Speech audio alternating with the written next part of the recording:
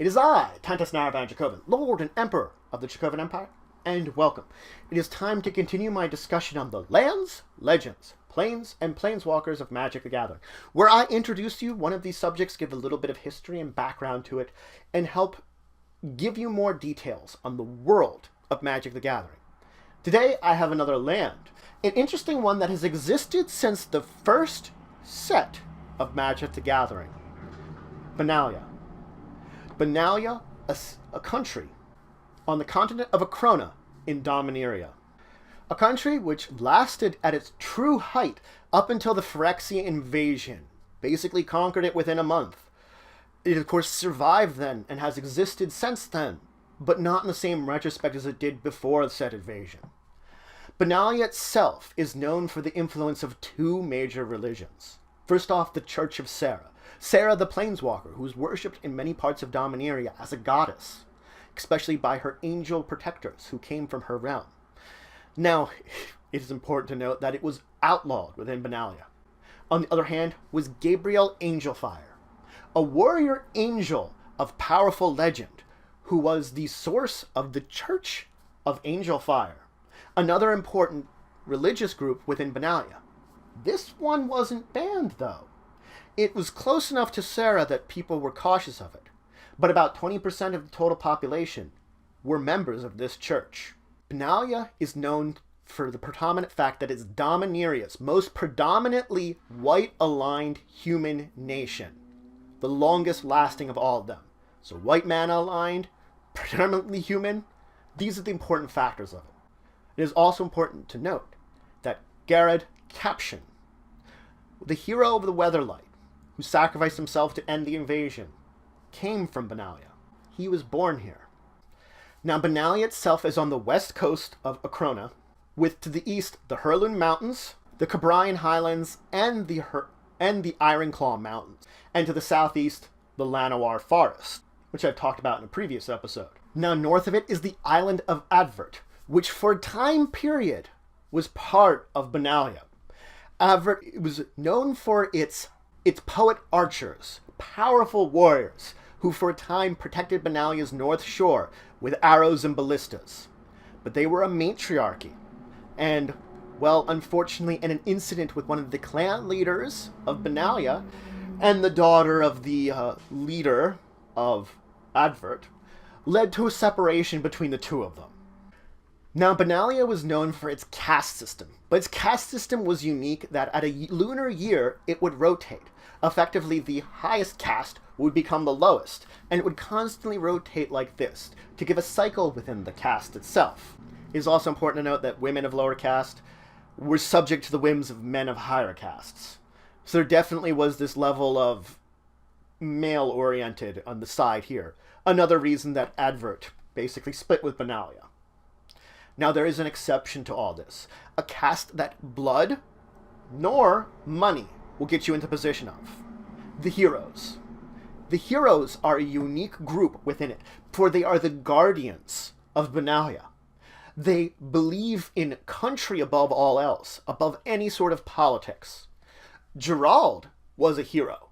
He was a member of an elite group known as the Master of Arms. Now, it is also important to note that Benalia was known for 7 clans. These bloodlines were very important because these represented the rulership of Benalia, which I'll explain a little later. But this included clan Caption, Garrod's clan. Now, but Benalia's history dates back to the end of the Ice Age, when the Shelton Empire basically fell. The Sheltons had been a powerful militaristic and expansionist empire that had existed during the later times of the Ice Age. Upon its fall, though, from its ashes, Benalia would rise. Torsten von Ursus, a knight who had been in exile, returned at the fall of the Empire. It was through his will that Benalia would rise from these ashes. He fought and battled against those there, beginning to unite them. He founded his new nation on the site of the once blighted city of Benafor, and he took the remnants of the Shelton Empire, the ashes which lied around him, bringing them forth and founding Benalia, which name itself means aspiration. Aspiration to conquer and rule the region. And he did just that. He took the remnants of this empire and united the Gem, using a mixture of brutal tactics when necessary, force of will to keep him going, and incredible charisma when it came to his leadership. He managed to bring forth from these ashes a powerful new nation, Benalia. And he succeeded in forging this in the image he wanted. But unfortunately, he would die. He would die at the age of 72, seeing his nation form. He knew leaving it alone wasn't enough. He announced his lost edict before he died. The last thing he announced. He chose none of his 7 lieutenants to be his successor. Not one of them.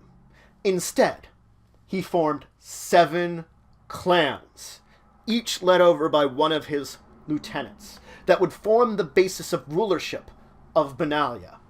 That each one would be assigned a job within the city, and every cycle of a certain number of years, these jobs would switch between them, allowing them to have a taste of everything that happens within the city. So even within a generation, perhaps someone could experience all 7 of these jobs. Now things went fine, until of course the time of the invasion. Sabo Savak, the initial leader of the invasion of Phyrexia, used its specialized killers, basically to easily conquer Benalia.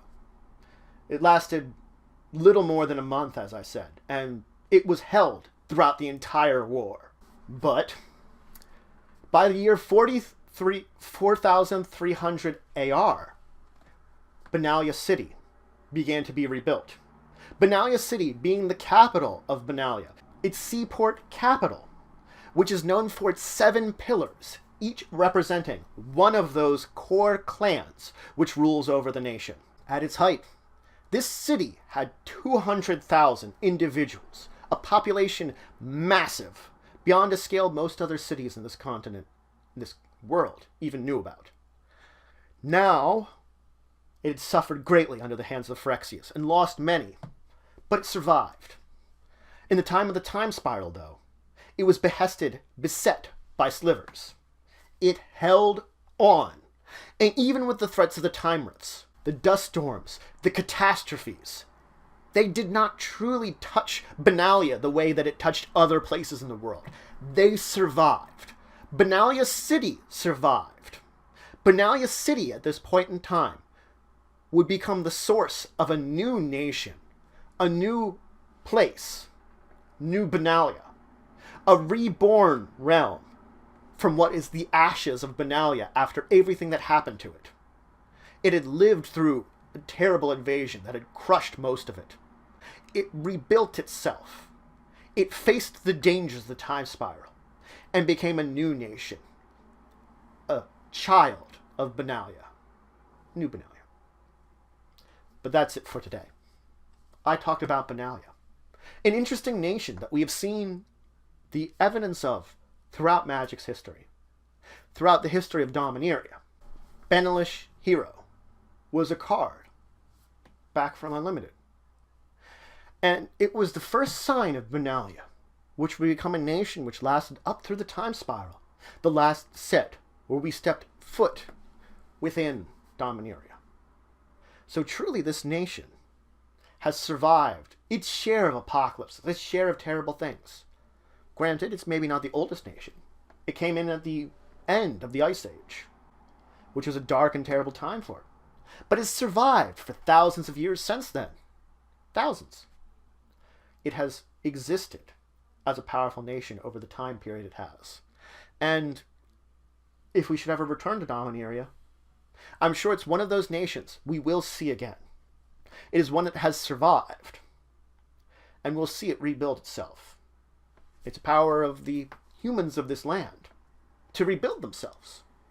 New Benalia continues.